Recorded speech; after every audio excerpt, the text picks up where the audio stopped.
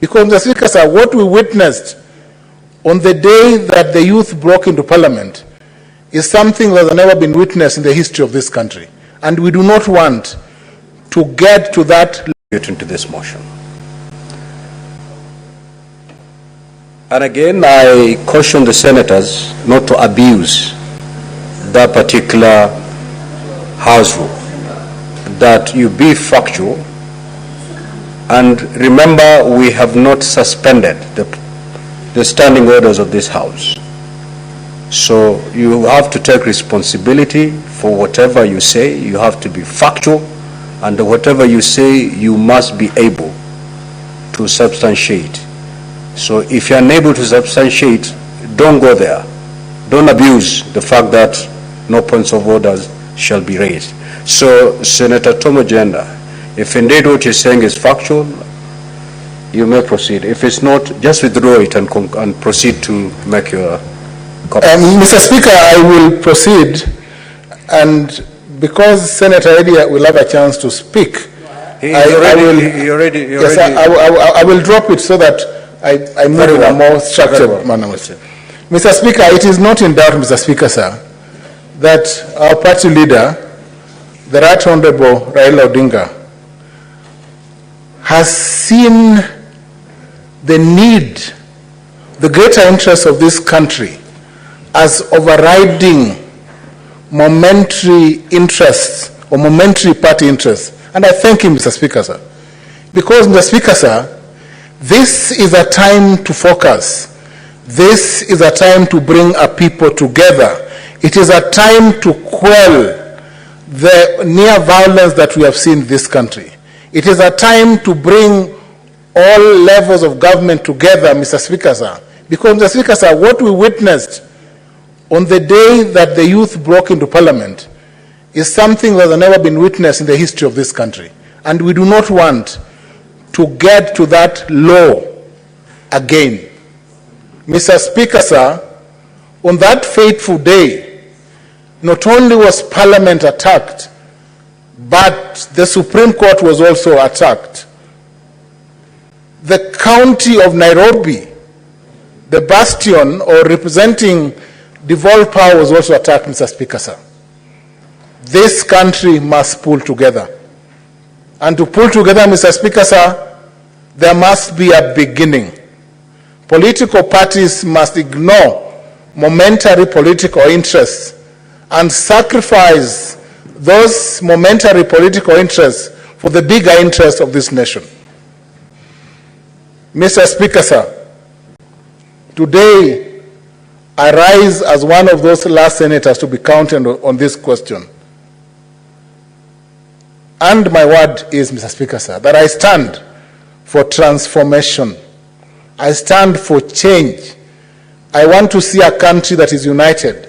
I want to see a country that is progressive. I want to see a country, Mr. Speaker, sir, that speaks in one voice. I want to see a country that knows peace and not conflict. And I pray, Mr. Speaker, sir, that we shall remember that when we were at our lowest, political parties came together and built a front that ended the near conflict, the near doom, and the near law that this country faced. Thank you, Mr. Speaker. Now, with that, we'll defer the motion. Clerk, call the next order, please. Order number 9, motion. Report of the Select Committee on Delegated Legislation on its consideration of the Social Health Insurance General Regulations 2024 and the Social Health Insurance Tribunal Procedure Rules 2024. Division. The motion is deferred. The Houses of Parliament Bicameral Relations Bill, National Assembly Bills number 44 of 2023, Division. The motion is deferred. That order, rather, is deferred. Order number 11, the Public Finance Management Amendment Bill, Senate Bills number 40 of 2023, division. That order is also deferred. Next order.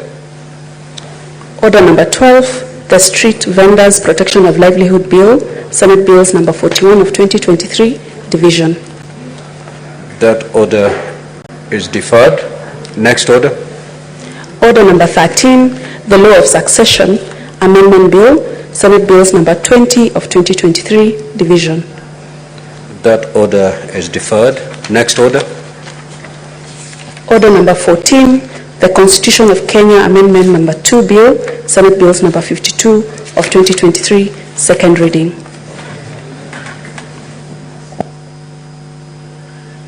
Now, honorable senators, this motion is up for debate. I'm not having any name on my dashboard.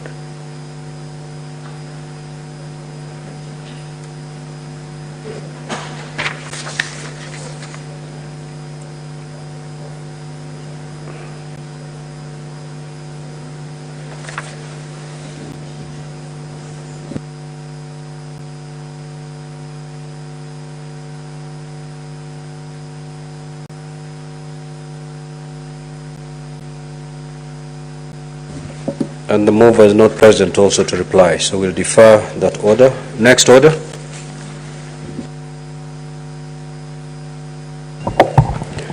Order number 15, the Narcotic Drugs and Psychotropic Substances Control Amendment Bill, Senate Bills number 1 of 2024, second reading. Senator Kathuri Murungi.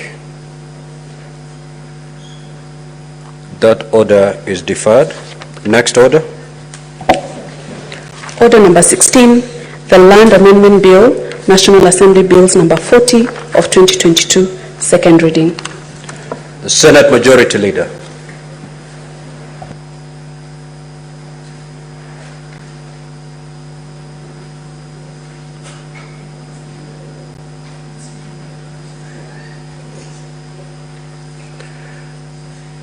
That order is deferred. Next order. Order number 17, the County Oversight and Accountability Bill, Senate Bills number 3 of 2024, second reading. Senator Ledama Olekina. That order is deferred. Next order. Order number 18, the County Civic Education Bill, Senate Bills number 4 of 2024, second reading. Senator S.C. Okenyuri.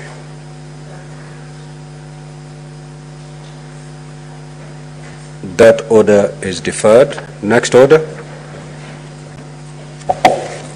Order number 19, the County Statistics Bill, Senate Bills number 5 of 2024, second reading. Senator Ali Roba. That order is deferred. Next order.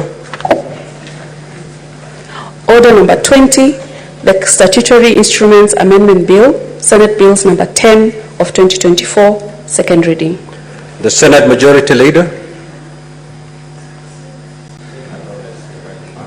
That order is deferred. Next order. Order number 21, the Intergovernmental Relations Amendment Bill, Senate Bills number 12 of 2024, second reading. The Senate Majority Leader. That order is deferred. Next order. Order number 22, the County Assembly's Pension Scheme Bill, Senate Bills number 14 of 2024, second reading. The Senate Majority Leader. That order is deferred. Next order. Order number 23, motion, report of the Standing Committee on Finance and Budget on the status of implementation of projects funded by the conditional grant for the construction of county headquarters. Honorable Senators, that motion is now on the floor for debate.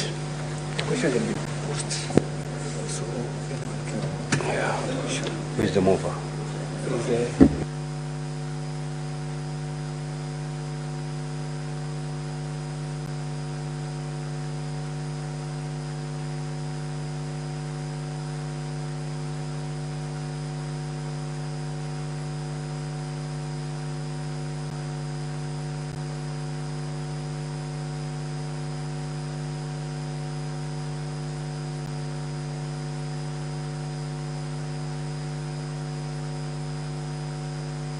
Yes, Senator Mngatana. Mr. Speaker, I don't know whether the motion was moved. It was. Okay, then. And seconded. Thank you, Mr. Speaker. Mr. Speaker, I want to,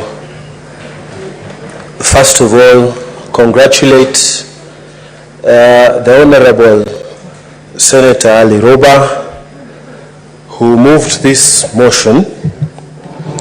And Mr. Speaker, if the House will remember, the report carries with it the facts that there were 5 county headquarters that had not been constructed.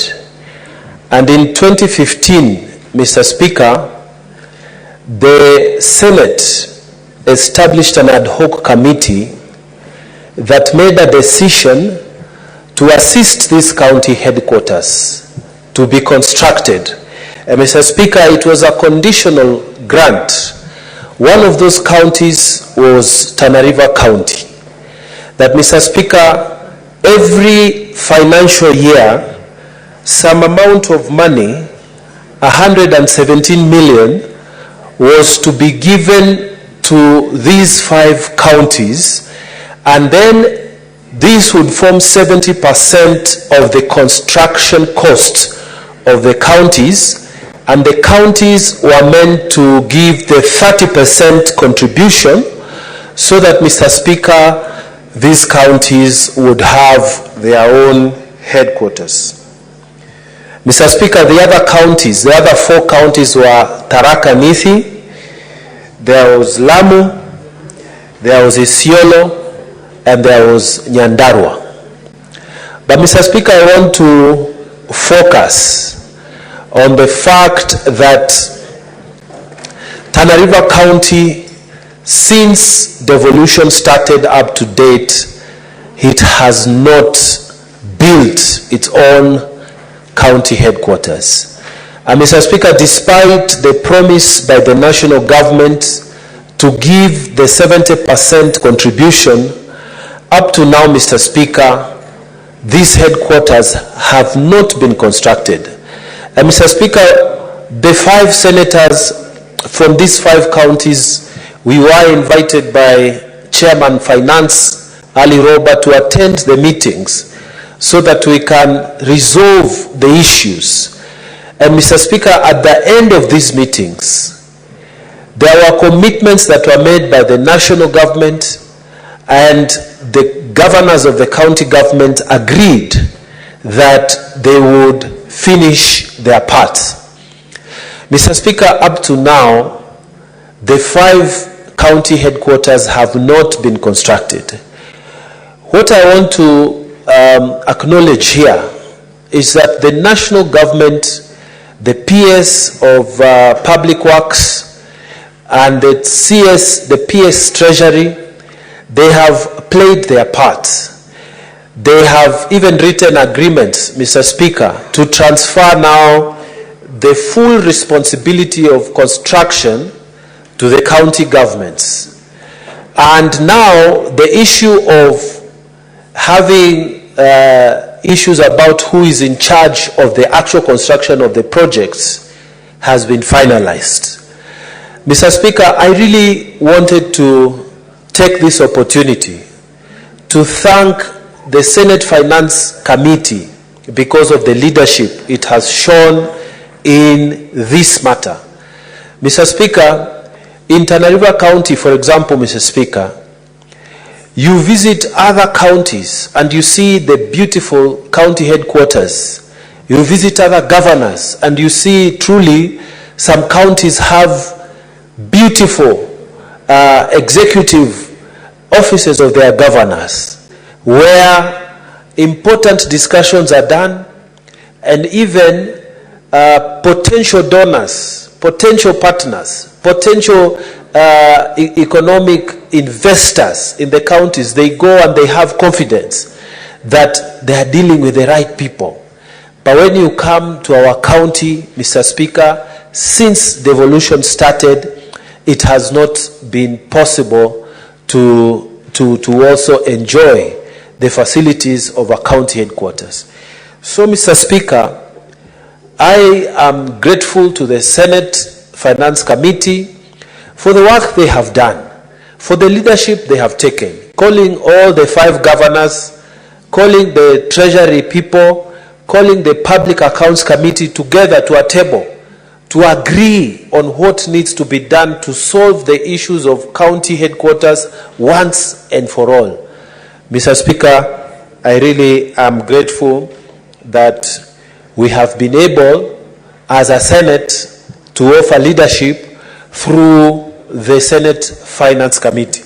And so I thank the Senate Finance Committee, and my prayer is that now the implementers, who are the county governors, will be able to take it from where we left it, and they will be able to construct this building.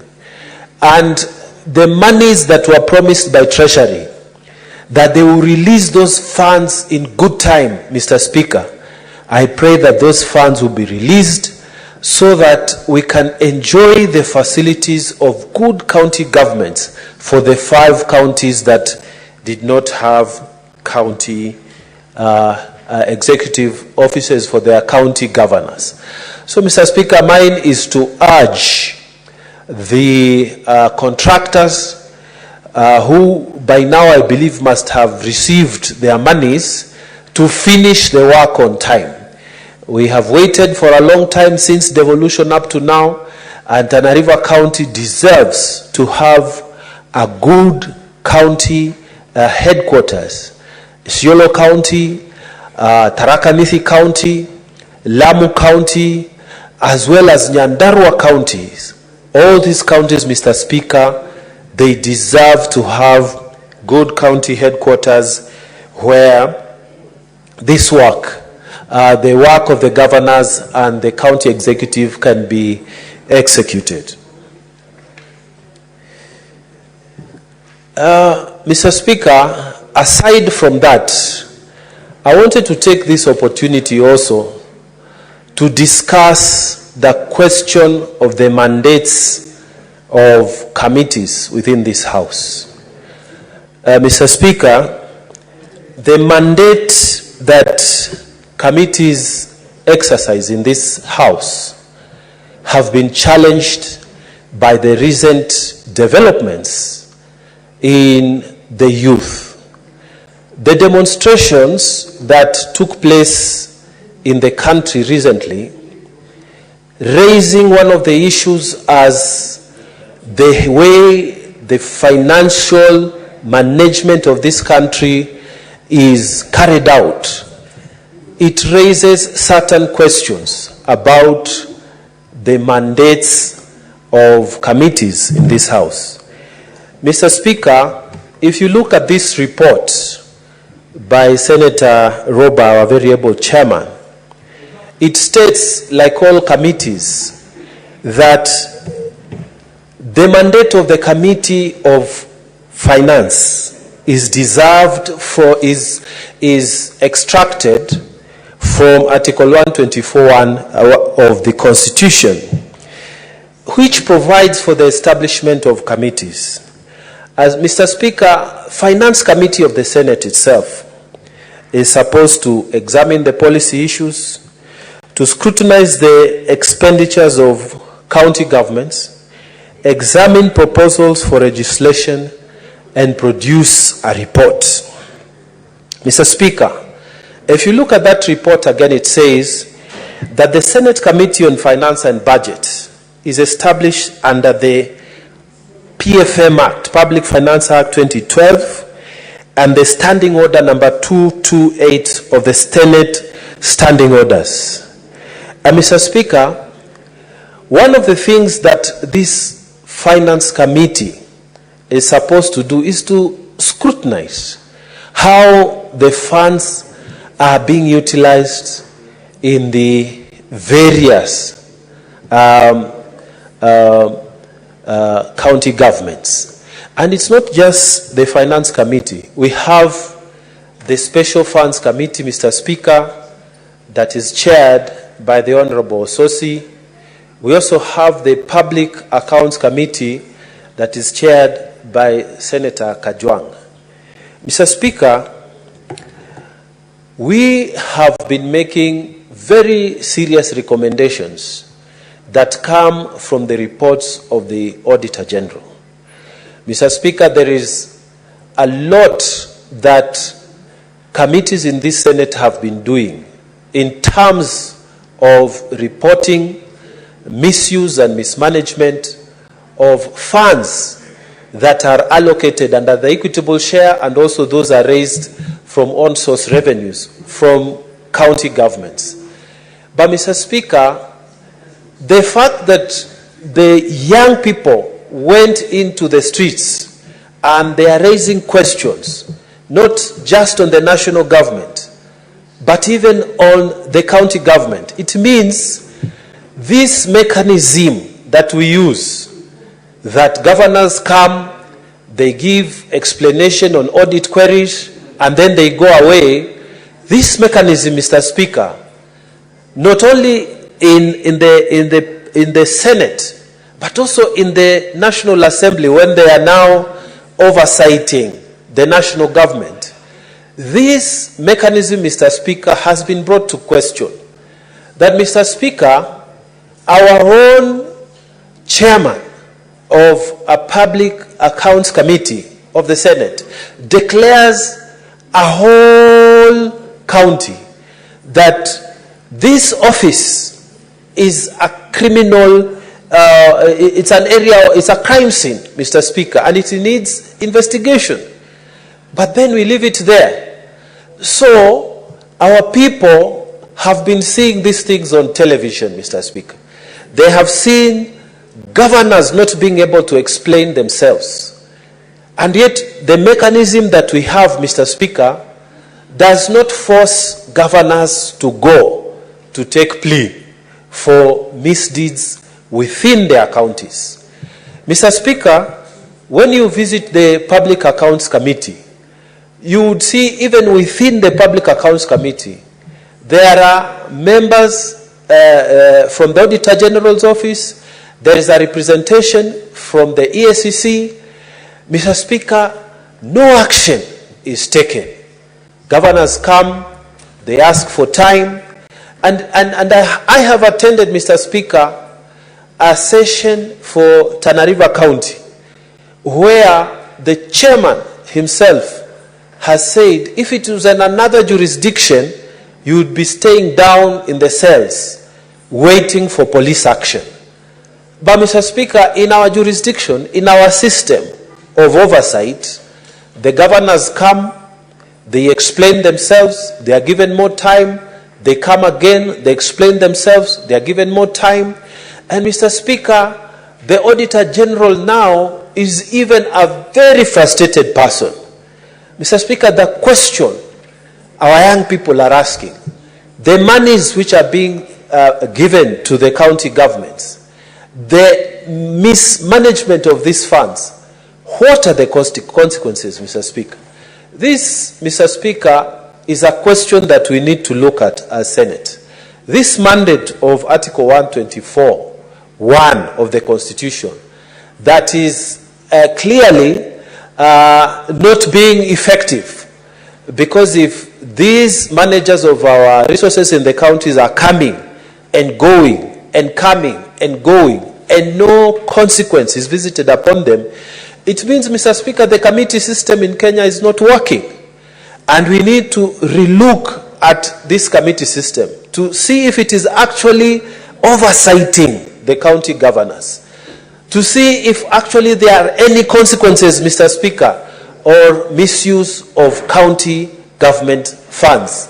Mr. Speaker, if you look at the Auditor General's report, you will see that some county governments have over 300 accounts. My own county, Mr. Speaker, 34 accounts. Other counties that have been mentioned, 200 accounts, 100 accounts, more than. And, Mr. Speaker, against the rules of the Public Finance Management Act, and yet no consequences. You write to the relevant authorities, no consequences. Mr. Speaker, this country, through the demonstrations that have taken place, are asking for a new culture. Either, Mr. Speaker, we give directions, because corruption is not going to be done to be solved by the president. Corruption is going to be solved by all the arms of government playing their roles. If the committees of this House, Mr. Speaker, are giving direction that this is a crime scene, that this governor needs to be arrested and charged, you have ESCC sitting there, you have representation from the Auditor General, and nothing happens. Mr. Speaker, we need to take the opportunity, like the president took the opportunity to start wiping off. He dealt with his cabinet. We need also to have a retrospect, Mr. Speaker. Are these committee systems working? Do we need to also change our laws? Do we need to make our teeth bite, Mr. Speaker? What else can we do? Because our committees, Mr. Speaker, even governors refuse to come, some of them, and nothing happens to them. We just put the fine of the normal fine of $500 million. They come and pay, they apologize, and they go away. We say that this money has been mismanaged. They come, they explain, they go away. Mr. Speaker, the committee system must be made to work. The committee system must actually be made to work. And it is time, just like the executive has taken action to create a system that is more accountable. Even us, Mr. Speaker, in this House, we can take the opportunity, because the public is asking for answers. When systems fail, it's when the public goes out, and because there's no leadership now. When they see even members of parliament, Mr. Speaker, they have audit queries, and there's nothing that happens to them, Mr. Speaker. Our people are also asking, apart from the executive taking action from these demonstrations from our youth, we also need to look introspectively into ourselves. We look into these committee systems. What do we need to do to strengthen them so that people who are managing public funds, Mr. Speaker, can face consequences when things are not being handled as per the expectations of the public?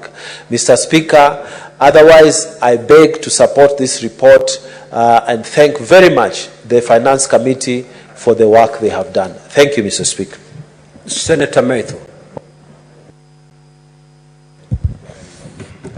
Thank you very much, Honorable Speaker. I also rise to support this report of the Finance Committee on the status of the implementation of projects that were funded by conditional grant for the construction of county headquarters. Honorable Speaker, one of the counties that were beneficiary of this conditional grant was my county, Nyandarua County, and the reason why this was mooted in this House, Honorable Speaker, was to address the iniquity that met 5 of the counties that have been mentioned here: Lamu, Isiolo, Tana River, Nyandarua, and I think one more county, Honorable Speaker, which after the hiving off and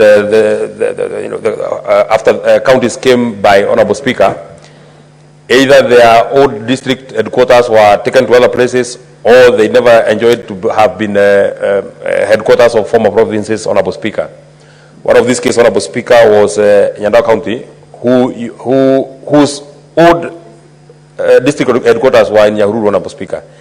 In the new dispensation of the counties, Honorable Speaker, Nyahururu became part of Laikipia, and then we were then forced to go to a new county headquarters on Kalau, which didn't have government facilities, Honorable Speaker. However, just as it has been correctly noted by the Committee on Finance, Honorable Speaker, these projects and this idea, very, very brilliant idea that was mooted in 2017, has taken inordinately long to have it implemented or to have it come to fruition, Honorable Speaker.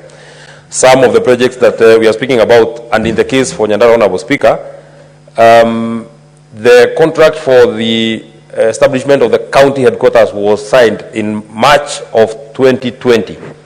So close to 5 years later, Honorable Speaker, not really much has been able to be achieved because as it is in the project status right now, Honorable Speaker, the county headquarters has only been done up to about 55%, Honorable Speaker.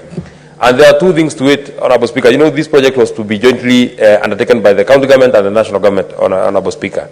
And since we were invited by the committee twice, my own governor, myself, and the other governors from the other counties and the other senators from the other counties, Honorable Speaker, Tharaka-Nithi, Lamu, Isiolo, and Tana River, there are two things that came out very clearly, and I think it is in the recommendation of the committee. And I think it is fair that I also report, to the best of my knowledge, especially for the case of Nyandarua,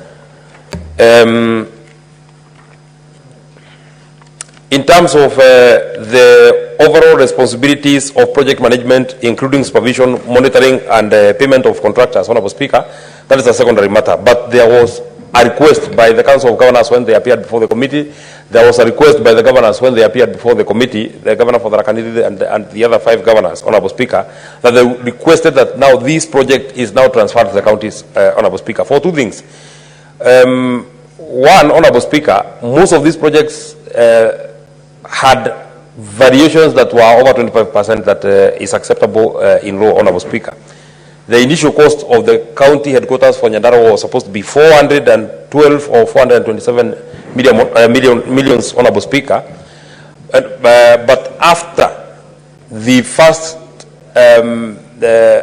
certificates were raised, the contractor had raised certificates of about 322 million.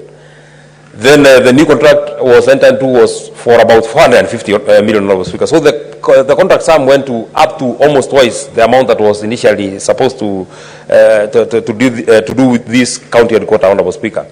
And it is at this point then, Honorable Speaker, we must also speak about standardization, because even though the cost of construction in different places is different, Honorable Speaker, it sometimes becomes very alarming of the reason why a county headquarters in or a governor's resident in Mandera, Honorable Speaker, should cost 252 million, and a governor's resident in Kericho is costing 60 million. I mean, a governor is a governor, Honorable Speaker.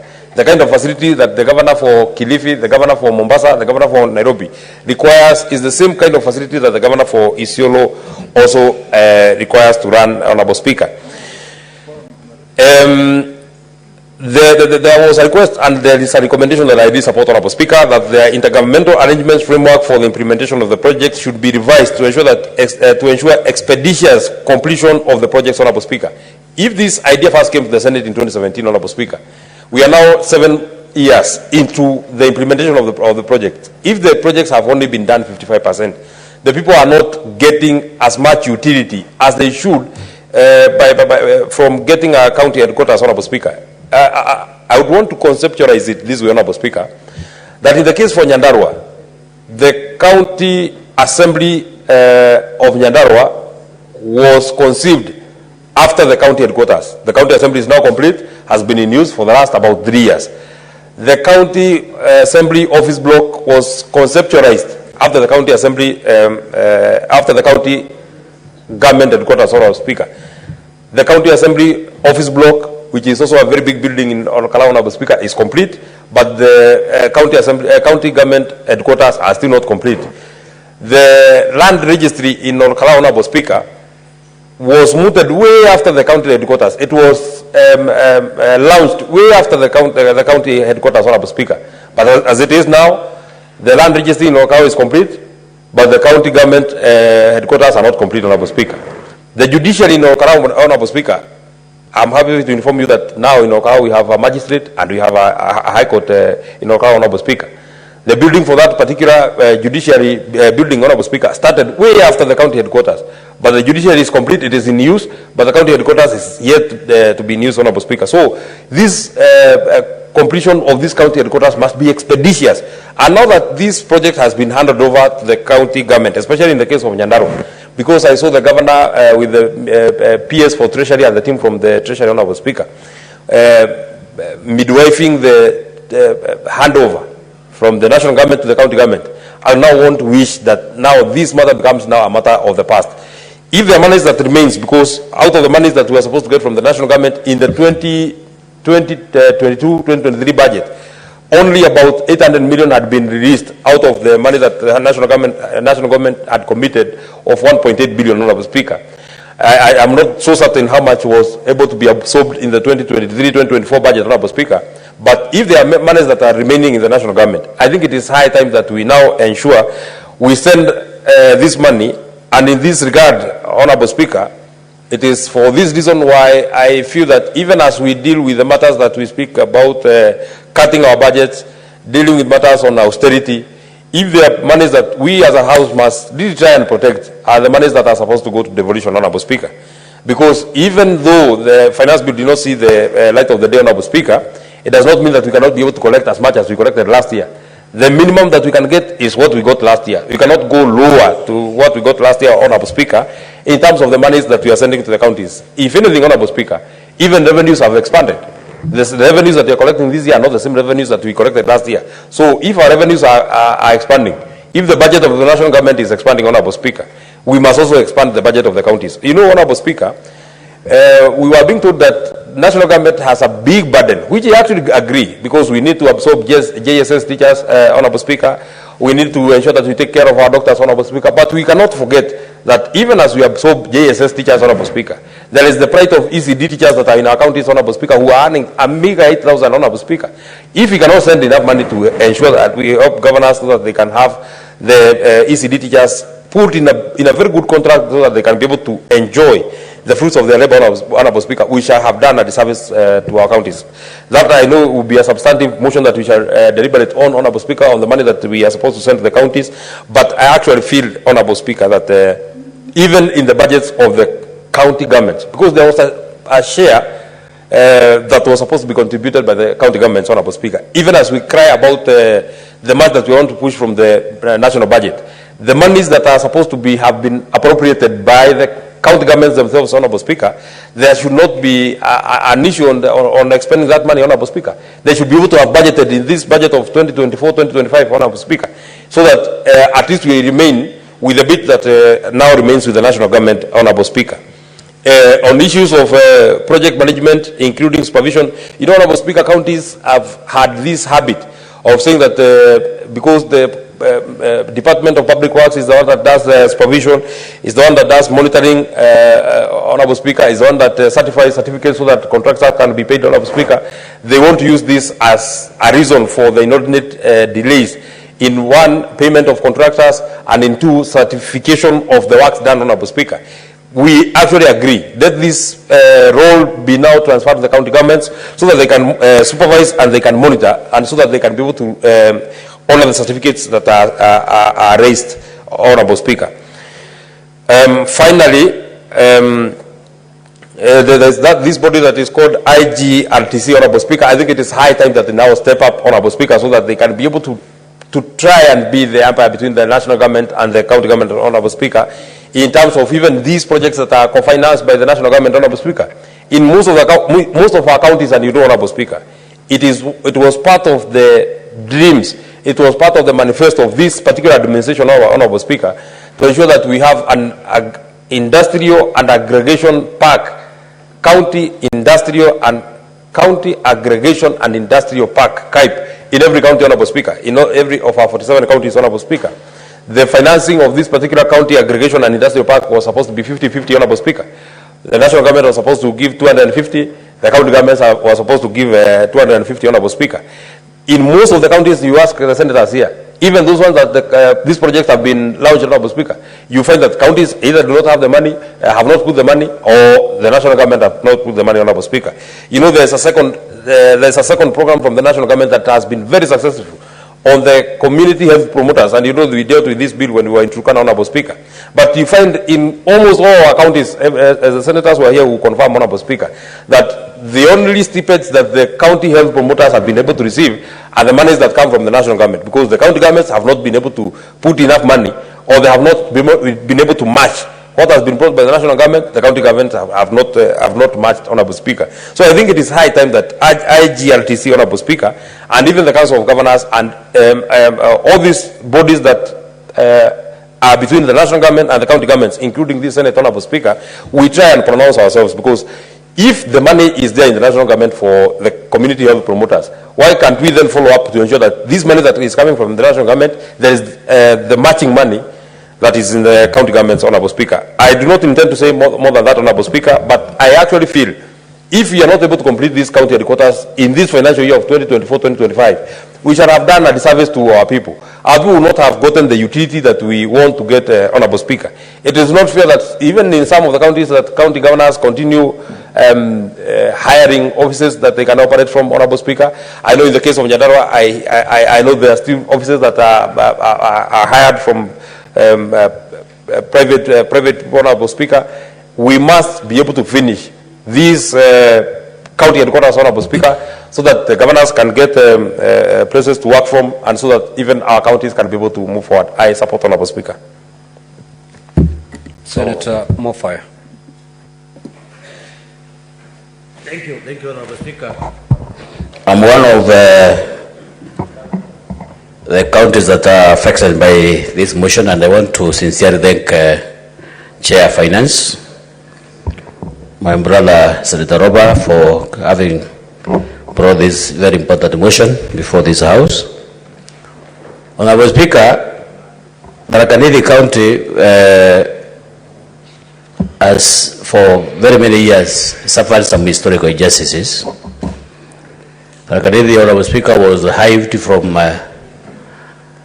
the defunct Meru County Council, and all through for the last 60 years down the line, we have been putting structures in Meru County. We built county council headquarters. We put in place all the structures in place in Meru County. Unfortunately, Honorable Speaker, in 1992, Tharaka Nithi was hived from Meru County, and we became a district. Then, after the new constitution, Tharaka Nithi, among many other counties, Mwingi, and so many other counties for that matter, attained the status of being a county for that matter. Honorable Speaker, when we became a county, people through public participation sat down and agreed that for effective representation, for effective devolution, we should have a place called Kadwana as county headquarters. Kadwana was a market, and is still a market, because, Honorable Speaker, Kadwana serves, and to very many, it is the headquarters of the Tharaka Nithi County, where people will be served equally without necessarily having to travel from far distance, so that we could realize the essence of devolution.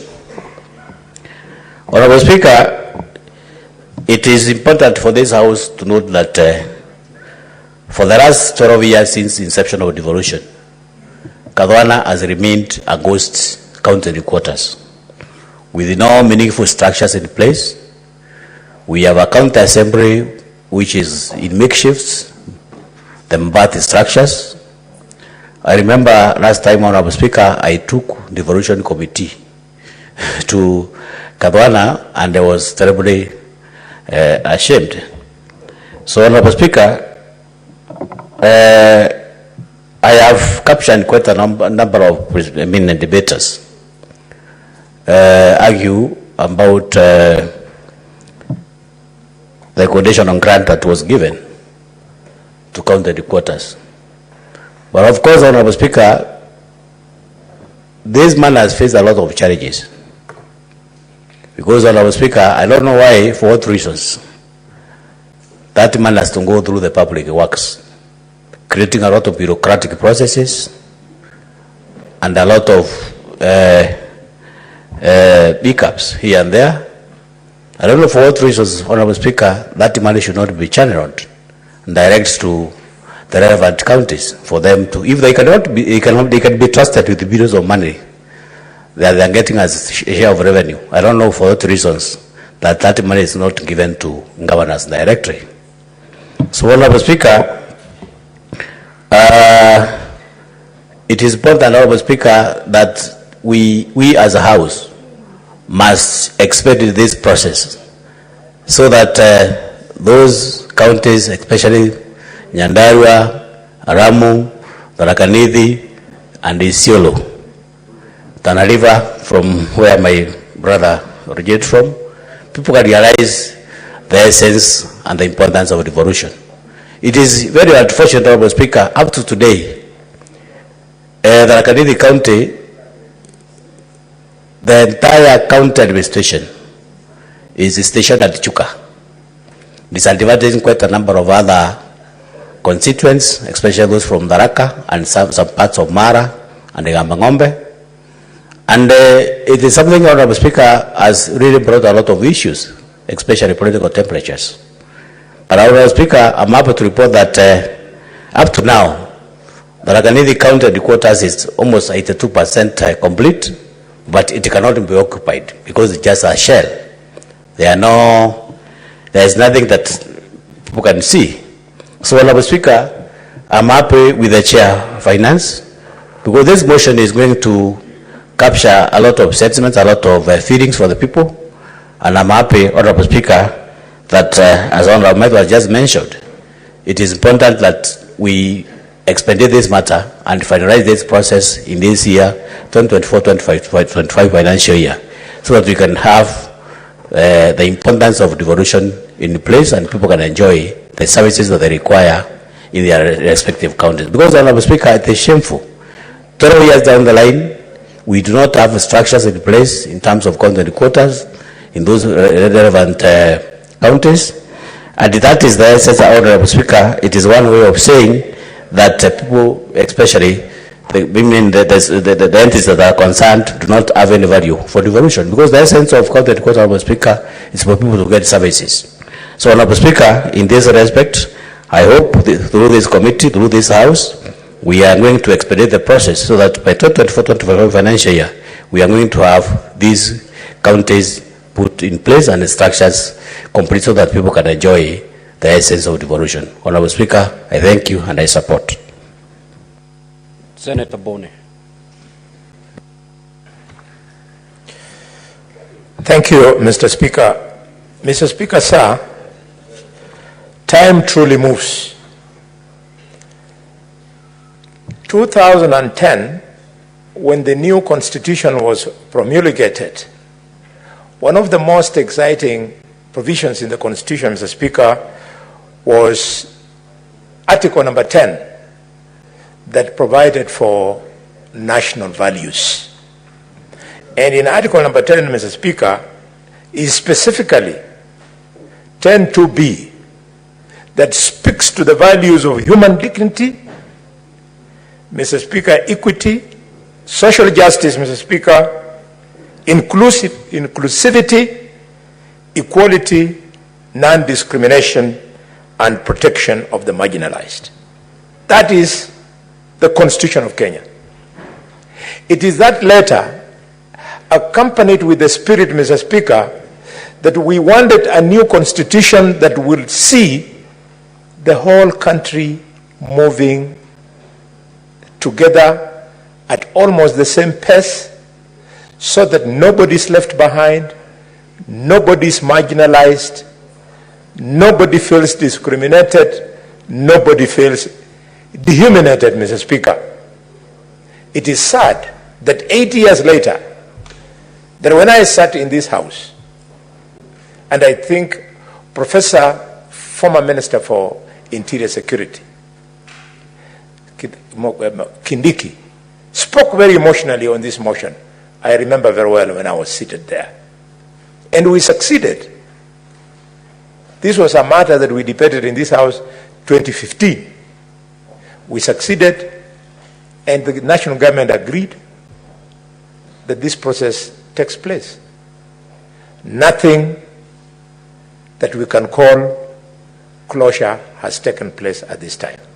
I would like, Mr. Speaker, to appeal to this House. We all support this so that the discrimination, the marginalization visited on the counties of Lamu, Isiolo, Tana River, and Tharaka Nithi and Nyandarua should be something of the past. Mr. Speaker, the case of Tharaka Nithi is really a sorry state. These were people who are living very well under the defunct local authority of Meru. And when they saw the new constitution, they thought they had been living under the Holy Spirit, under John the Baptist. And now the Holy Spirit had arrived. Now the Holy Spirit has arrived in the rest of the country. But in Tharaka Nithi, they would not be blamed if they have changed course from Christianity to something else. Mr. Speaker, it's a pity that if you go to a place like Tana River, I think the governor operates from some house. I don't know whether it is Mungat. I don't know whether it's Senator Mungatana's house or whose house it is. It cannot be right. Mr. Speaker, my third contribution to this is, what was the vision? The vision is not what is going on now. If you go to a place like Mandera, where the chairman of this committee was governor for 10 years, because he was proactive and visionary, he's built a very good county headquarters. Mr. Speaker, if you go to other counties, like Kakamega, they have built something that looks like a county headquarters, not a county headquarters. The original spirit was, Mr. Speaker, that we standardize what a model county headquarters would be, a model county assembly would be, a model of governor's residence would be, and so on and so forth. But now, because we didn't do that, we've opened the floodgates for some unscrupulous governors to sink millions of shillings, in fact hundreds of millions of shillings, into structures that were not too clear whether they would have met the original specification of what we wanted for county headquarters. I remember, Mr. Speaker, at the time we were in this house, after we promulgated the new constitution, architectural designs of the county headquarters for the executive were tabled on this floor, for the speaker's county assembly, and so on. We've lost it there, and because we can't keep on bemoaning, let's go ahead and allow these counties to conclude their projects. Mr. Speaker, if we have failed on this intergovernmental initiative, the first big one was this one, that has taken a whooping 8 to 9 years, then I am very worried about the 500 million that we have committed for the county aggregation industrial parks. If we are not too careful, again, 10 years from now, we will be bemoaning in this house that we started a project which has become a white elephant. Mr. Speaker, I want to conclude by speaking to the case of Kakamega County. Kakamega County is not only the third most populous county in Kenya, but it is also, Mr. Speaker, the second largest county in Kenya. Mr. Speaker, it's a pity that 12 years after devolution, there is no county assembly in Kakamega. I had an opportunity of taking my colleagues to Kakamega, led by Chairman Ali Roba. And Ali Roba, knowing the good work he did in Mandera, he was ashamed to walk in the county headquarters of Kakamega. I call upon the current governor of Kakamega to pull up his socks, the current speaker of Kakamega, Mr. Namathi, to pull up his socks so that a new modern county assembly is constructed in Kakamega. And what is more, I want to urge the governor of Kakamega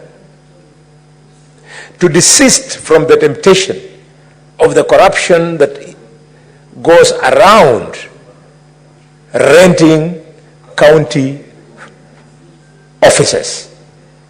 Mr. Speaker, the county government of Kakamega pays rent in excess of 71 million shillings just for renting offices. And yet already at Mudiri, the former Mudiri estate in Kakamega, people have been evacuated. The governor said that his first project would be construction of the county headquarters. It is now 2 years. We're starting to wonder whether the governor will actually exit in 2027 when he has constructed or not. I want to urge him, this should be a priority so that the people of Kakamega do not keep on losing millions of shillings in paying for rent to offices of private people who have no interest in devolution, who are sitting there hoping that the governor fails in construction so that they continue collecting money. Mr. Speaker, Madam Speaker, the matter is so crucial to the people of Kakamega that when the Gen Z came out into the streets of Kakamega, they went straight to those private offices. They didn't want to have them there and stoned them flat and banned county vehicles that were parked outside those rented premises. The youth were saying, Madam Speaker, that money is being wasted, the headquarters should be constructed. With those many remarks, Madam Speaker, I want to end my contribution by paying my condolences to the family of Caroline Shiramba, who was shot during the Gen Z demonstrations in Kakamega. And Madam Speaker, it is pathetic that the officer who shot Shiramba in broad daylight was an officer attached to the governor of Kakamega.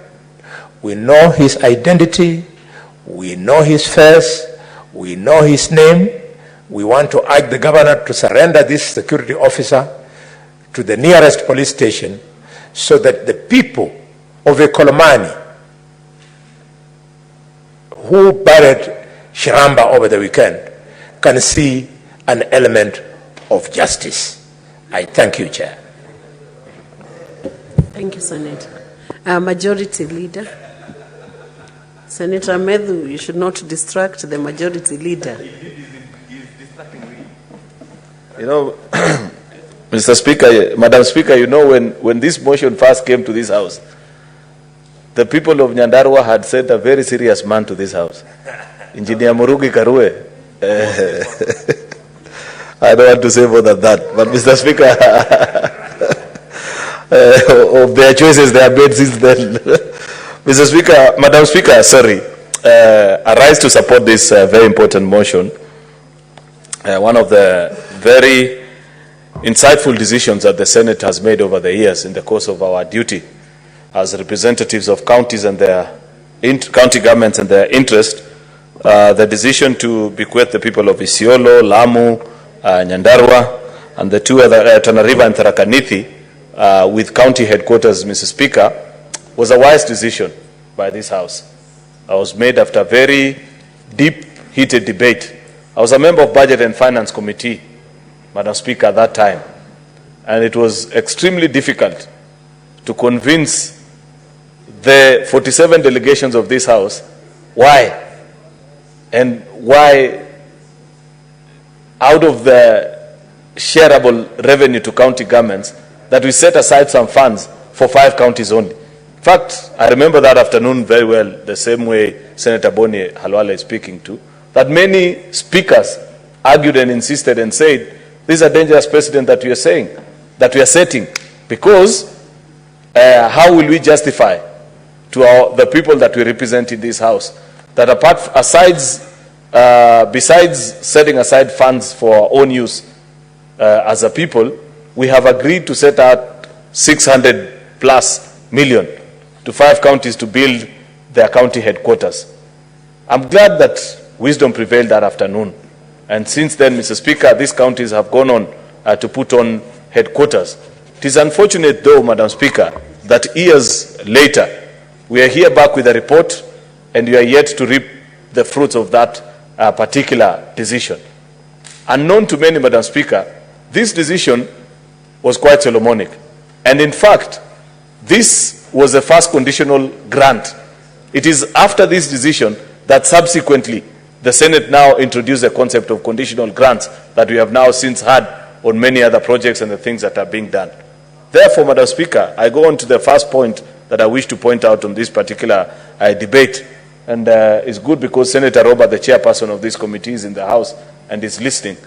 I wish that we could get a similar report of projects that have been carried out under subsequent conditional grants, county-specific, on what has been done, Madam Speaker. Because, you know, just the same way, 8 years down the line, we are here discussing county headquarters and the fact that billions of money has gone on to build these headquarters, but the people of these 5 counties have never enjoyed those services, Madam Speaker.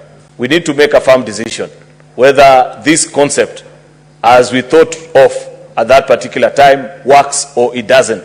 Because it's unfortunate, Madam Speaker, if we have poured out billions of taxpayers' money, yet the citizens from these counties up to today cannot enjoy the services from those particular resources. How much more on other conditional grants, on health, the FLOCA funds and this and that, Madam Speaker, many funds that we continue to pass in this House, Madam Speaker, because ultimately, Madam Speaker, public resources are not any different from our own resources. It is your wish as an individual, every time you put out money to do a particular project, that you enjoy services from that particular project, whether it is building a house, setting up a business, buying an asset, Madam Speaker, you want to enjoy that which you are paid for. And it is unfortunate that as you sit here today, Madam Speaker, we are discussing something that 8 years down the line, the citizens of these 5 counties have not enjoyed their investment, because it is their money, their taxpayers, they are Kenyan citizens. And the same replete stories are all over on conditional grants. Therefore, I want to demand from Senator Roba and the committee that he leads that we have a special audit of funds under conditional grant as well, so that we make a firm decision and agree whether it is sustainable to keep it in that particular model, or we leave all funds to specific counties so that you go sit down by whatever means that you want and determine how you want to use those particular funds, Madam Speaker. I am sure that if the people of these 5 counties had been left to their own devices and they decided on how to fund these particular counties, perhaps county headquarters, perhaps within their budget cycles, because this is almost 8 years of 8 financial years, I don't think that the county governments, the 5 county governments, will not have completed the headquarters. But because they knew they were waiting for a conditional grant that is passed in every financial year, each budget, I think even this year, in the CARA that we passed, there's an allocation of 400 million, Madam Speaker, they would have completed this. That is part of what is contributing to public wastage. And this habit, Madam Speaker, unfortunately, is something that we picked up from the national government. There are buildings all over this town, which if you pass, Madam Speaker, Kenyan citizens are paid billions of shillings. But as we speak today, one of the biggest charge to the exchequer, Madam Speaker, by the various state departments and ministries, just like these county governments, is a hiring of offices. All these new buildings that you see coming up all over Upper Hill, it is not private sector that are occupying. 90% of floors are taken by different state departments, Madam Speaker. Yet there are empty buildings that government has built. If you go down this road, Madam Speaker, on Bunyala Road, there is a building that has been an ISO for close to, I think, 20 years, for as long as I can remember being an adult in this city, Madam Speaker. I think it's by Kirdi or something. Very big building. 20, 30 years of building that particular building. That building that can house thousands of government employees, Madam Speaker, and save on funds. These funds that are now causing us to lose lives and destabilizing our countries because of the scarcity of resources, Madam Speaker, is on account of wastage of public funds. This is one such example, Madam Speaker, and so many others that will be struggling.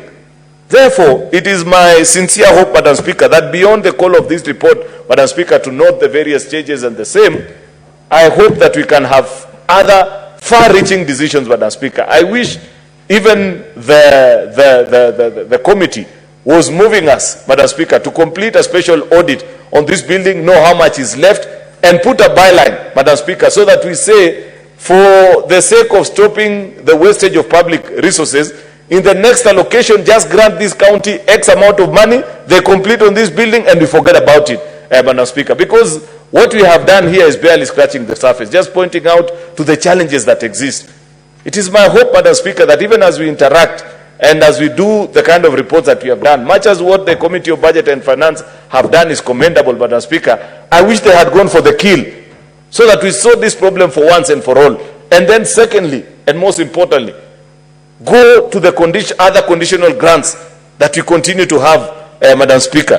Funds that we devolve, send to the various counties, but if you go, and I want to challenge colleague senators that are here this afternoon, just go to your county and check the various conditional funds that we send, whether it is the FLOCA funds or Kenya Urban Support Program, these specific special funds that we send to our counties, how many of them have got complete, well-done projects that you can be proud about, Madam Speaker? Many of these funds, Madam Speaker, they end up being wasted, especially because auditing of these specific funds, Madam Speaker, is under a different purview, separate from the annual audit reports that we receive. And I want to challenge colleague senators that the next time you visit your county assemblies, Madam Speaker, demand of our members of county assembly to carry out even special audits on these particular funds, Madam Speaker, and see, grant your report or present a report before the citizens of your county on how much of the various conditional grants have been received and what projects have been done to completion. Because it is one thing to commence a project, it is another thing altogether for citizens to derive value from that project once it is completed. The challenge that we have in this country, and what we are being challenged about, Madam Speaker, is the fact that the minute people have procured a project and they have secured the 10% that comes from it or whatever cut the procuring officers receive from that particular project, nobody has an interest after that, Mr. Speaker, to see what happens with that particular project. They quickly move on to the next project. That is the report that we are reading this afternoon about these particular programs. Perhaps even the motivation in some of these county governments, Madam Speaker, is because people know that the contractor was signed up by a governor who has since retired. So they're asking, what is the motivation anyway? Why would I engage this particular person? It's unfortunate. We need to make a decision as a country, suspending the introduction of new projects until, first of all, Madam Speaker, you complete. You know, and many times we speak about this and people don't appreciate or understand that there is little difference in terms of deriving value out of public projects from what you do privately. If today, Madam Speaker, of the resources that you administer at a personal level, you have projects littered all over parts of the country where you have interest, Madam Speaker, and none of which is complete, are you a prudent administrator of your own resources? I thought common wisdom dictates, Madam Speaker, that you first complete one project or the other, Madam Speaker, enjoy the benefits from that particular project before commencing any other. That is what sensible people do. Madam Speaker, we are being challenged as a country to raise the heads of accountability. And this is the opportunity that has come out of the challenges that we are facing through as a nation right now. And we will be fools who have learned nothing out of this crisis, Madam Speaker, if we don't point out and agree actually to the wisdom that is being called upon for us to rise up and demand that we must put to better use any funds collected from citizens. The same things that you cannot do with your own resources, Madam Speaker, don't accept to do it with public funds, Madam Speaker. We must raise the standards of accountability for people to declare publicly and let it be known, Madam Speaker, that despite the fact that they have no specific interest on a project because maybe it was procured by a different administration, a different governor, a different procuring officer, you see to it that it is complete, Madam Speaker, so that citizens can enjoy the use of that particular project. Therefore, Madam Speaker, I want to appreciate the work that the Budget and Finance Committee have done, but I want to believe that we can do better, specifically to stall projects in our county. Many billions of shillings have been lost. And in fact, maybe this is something that, just as a final point, Madam Speaker, I wish to challenge colleague senators to do. This is the 13th year, or rather the 12th year, Madam Speaker, of devolution in our county governments. Just do a sum total of all the projects from 2013, when devolution came into light in this country, Madam Speaker, that are stalled in our various counties, and how much has gone into that particular project up to date, and do a sum total. You will be shocked, Madam Speaker, that in each of our county, there's billions, if not hundreds of millions of money, Madam Speaker, that you can list, and a decision needs to be made. A special audit needs to be carried by our county assemblies, and a decision is made. What do you do? Are you going to leave those resources to go to waste and ruin as if you don't care? Or we make a decision, either do whatever needs to be done, complete. If it doesn't make sense, Madam Speaker, then let it be known and closed in the books that this project has been declared that it can never take off, so that we know who entered into those contracts, what were the intention, and what will be done to them, Madam Speaker. This is a challenge that we must give ourselves as senators on stalled projects in our counties, so that it becomes a lesson. Anybody who procures in the future, Madam Speaker, any works or services, that it shall be to the benefit of the country. You know, counties, Madam Speaker, replicate what we have learned from national government. Yet, the reason why in 2010, many Kenyans voted in support of this constitution was because of the tenets of devolution, Madam Speaker, where they believe that they could not see proper management of resources at the national government, and said if we brought it closer, then there'd be better scrutiny. I hope we can still live by that particular dream, Madam Speaker, so that we ensure that our county governments work, because that's one of the gifts that we have given ourselves over the many progressive things that we have done as a country the last 60 years, and we cannot afford it to go to waste. Therefore, Madam Speaker, I believe that even as we do the resolution on the reflection motion that is before this House, there must be a line about what each of us is supposed to do in our specific counties.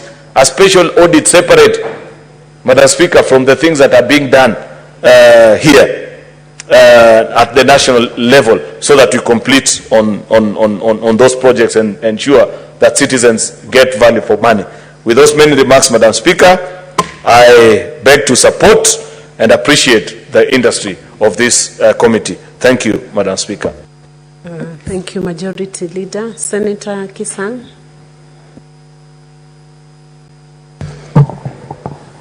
Thank you, Madam Speaker. Madam Speaker, I arise to support this particular motion. Madam Speaker, it was a good idea to support the 5 counties to put up headquarters, even though I know that there are more counties certainly that should have been supported, which includes Elgeyo-Marakwet County, because Elgeyo-Marakwet County basically is housed in a makeshift prefab building as the county headquarters. If you go to E10, our county headquarters, you don't know where the governor is or where the county assembly is. Madam Speaker, I think the original idea of using public works and national government to implement the projects were wrong, Madam Speaker. This was not the right framework to have. Hold it up, Senator Kisang. What's your point of order, Senator Madago? Madam Speaker, I'm just a little bit wondering, Senator Kisang is speaking from minority side. I don't know if there are changes, I'm not aware. Madam Speaker, it's good to be informed. There are many dialogues taking place right now, so let him speak from whichever side. Proceed, Senator Kisang. Madam Speaker, you know, I think Mandako has just come from a trip out of the country, and he is not aware of realignment, and he doesn't know that we have an engagement of forming broad-based government, and as part of that broad-based government, I saw that this other side of the aisle, there was no one around. Madam Speaker, I was saying I think the original framework of using public works and treasury to do the implementation of the project was wrong, Madam Speaker. If the conditional grants were given directly to the counties and then be given enough budget to complete, this issue of 10, 12 years project stalling, Madam Speaker, would not have been there. Madam Speaker, it is terrible. It's appalling that after 10 years, all the 5 county headquarters, none has been completed, Madam Speaker. And within the same time, same governors, the governors of these particular counties where the money were channeled, they have put up their own buildings bigger than the county headquarters, Madam Speaker. Madam Speaker, this is something that we need to look at, and as we support the report, we would urge the Committee of Finance and Budget to sit down and see if we can give them, we can allocate resources to these particular counties to complete once and for all. Otherwise, this will go on forever. As the leader majority had said earlier, Girdi, a put up a huge building, and it's been ongoing for the last almost 15 years. National Examination Council put up a building in South Sea for close to 35, 40 years. And even up to date, they have moved to place, but it's not complete. So, Madam Speaker, this is something that we need to look at closely as senators, so that we fight the bullet, we propose to allocate resources, and we give them time frames. In fact, if you read the report, Madam Speaker, some of the counties, they changed the locations where the county headquarters are supposed to be put up.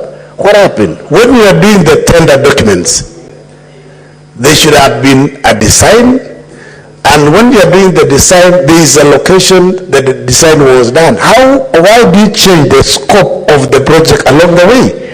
Basically, as you change the scope along the way, what will happen? The cost of the project will escalate. The contractors will leave site, come back later on, claim idle equipment on site. So that's why if we don't make the right decision, Madam Speaker, these particular county headquarters will continue being incomplete for a long time. I remember when we were in Turkana last year, Madam Speaker, for Mashinani Senate, the county headquarters for Turkana has also stalled. I know they use their own resources to put up the county headquarters, but it is, it's not benefiting. The reason why resources are allocated is so that the people of the counties can access services easily.